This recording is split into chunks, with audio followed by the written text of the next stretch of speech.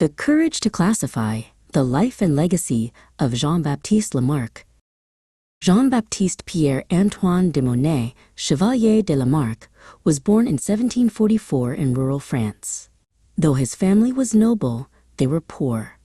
Like many young men of his class, he first became a soldier, serving bravely in the 7 Years' War. An injury forced him to leave the military, but this setback led him down a path far more vital, the path of science. In the bustling city of Paris, Lamarck threw himself into intense studies.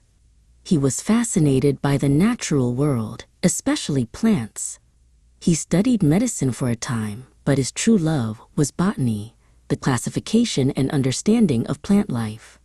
He spent countless hours in gardens and libraries, learning the systems established by others. In 1778, Lamarck published Flore Française, French Flora.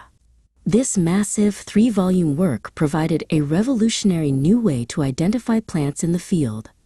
Instead of relying on complex Latin descriptions, he created a dichotomic key, a simple system based on observable characteristics.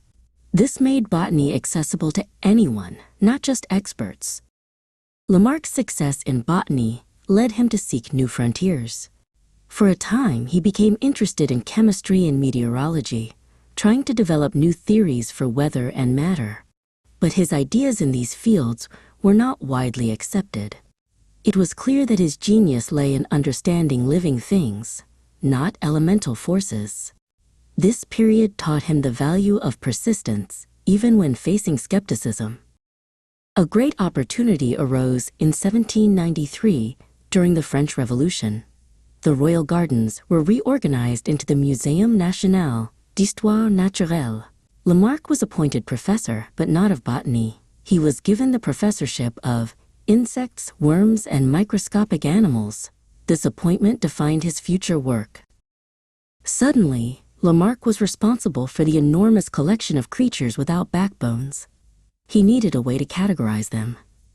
It was Lamarck who coined the term invertebrates, creatures without a spine, and divided them into major groups: mollusks, insects, arachnids, and worms. This was a monumental leap for zoology, organizing chaos into order. Over the next 2 decades, Lamarck dedicated himself to these invertebrates. His meticulous observation skills were unmatched. He noticed how subtle differences in shells or body structures seemed to flow gradually from one species to the next, suggesting a connection over time. He began to question the common belief that all species were created, fixed, and unchanging. In 1809, Lamarck published his most profound work, Philosophie zoologique. In it, he proposed a full theory of transformation, what we now call evolution. He argued that life was not static, but had developed slowly from simpler forms to more complex ones, driven by environmental changes and the animal's needs. His theory relied on 2 main laws. The first was the law of use and disuse. He observed that if an animal frequently used a particular part of its body, that part would grow stronger and larger. Conversely, if a part was unused, it would weaken and eventually disappear. This explained why environments shaped creatures.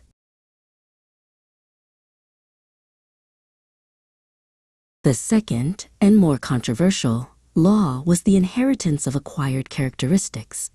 Lamarck proposed that traits acquired during an animal's lifetime, like the giraffe's longer neck gained from stretching, could be passed directly to its offspring. This meant life forms were constantly adapting and passing those adaptations on, creating a continuous line of progress. Though his theory of acquired inheritance was later proven incorrect by modern genetics, Lamarck was the first to propose a comprehensive natural mechanism for evolutionary change. In his later years, he faced immense difficulties, including blindness and poverty, but he continued to work tirelessly until his death in 1829.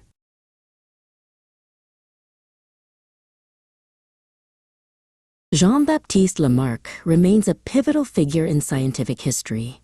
He revolutionized botany with his systematic key, founded invertebrate zoology, and forced the world to consider the possibility of biological change over time.